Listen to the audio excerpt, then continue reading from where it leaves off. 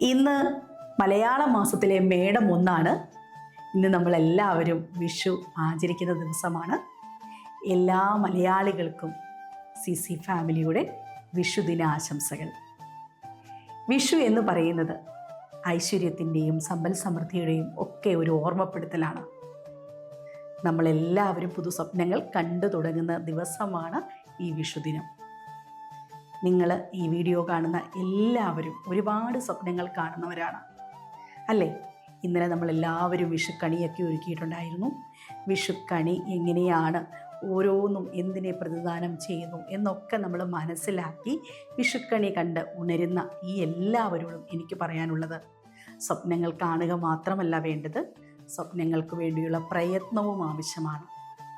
നമ്മൾ പലപ്പോഴും സ്വപ്നങ്ങളിൽ മാത്രം ഒതുങ്ങി നിൽക്കുന്നു. പ്രയത്നങ്ങളില്ല എങ്കിൽ ഒരിക്കലും നമ്മളുടെ സ്വപ്നം ഫലവത്താവില്ല. അതൊരു ഓർമ്മപ്പെടുത്തലാണ്. നല്ലൊരു ദിവസം, നല്ല തീരുമാനങ്ങൾ എടുക്കാനുള്ള ദിവസം കൂടിയാണിത്. പുതിയ വർഷം എങ്ങനെയാണ് എന്ന് നിങ്ങൾ ഓരോരുത്തരും വ്യക്തമായ പ്ലാനിങ്ങോടുകൂടിയായിരിക്കും ഇരിക്കുന്നത്. അതിനു വേണ്ട നടപടിക്രമങ്ങൾ ഒട്ടും വൈകാതെ തന്നെ ആരംഭിക്കേണ്ട സമയമാണിത്. എന്താണ് പഠിക്കേണ്ടത്, എങ്ങനെയാണ് പഠിക്കേണ്ടത്, ഏതു ജോലിയാണ് നിങ്ങൾ സ്വപ്നം കാണുന്നത്, അതിനു വേണ്ടിയുള്ള പരിശീലനം നിങ്ങൾക്ക് ലഭിക്കുന്നുണ്ടോ, ഇതൊക്കെ നിങ്ങൾ ആലോചിച്ചിരിക്കുക.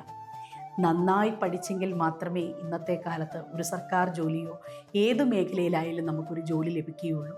അതിനു വേണ്ടി നമ്മൾ മെനക്കെടുന്ന സമയവും നന്നായിട്ട് തന്നെ കറക്റ്റായിട്ട് ഉപയോഗിക്കുക. ഒരിക്കലും അതിൽ ഒരു മടി കാണിക്കുകയോ അലസത കാണിക്കുകയോ ഒന്നും ചെയ്യാതിരിക്കുക. സമ്പൽ സമൃദ്ധമായ ഒരു ഭാവി സ്വപ്നം കാണുന്ന നമ്മൾ ഓരോരുത്തരും ഇന്ന് എടുക്കേണ്ട തീരുമാനം എന്താണ്? പഠിച്ചു തുടങ്ങുക എന്നുള്ളതാണ്. അപ്പം നന്നായി പഠിച്ചു തുടങ്ങുക. CCക്കൊപ്പം പഠിക്കാം.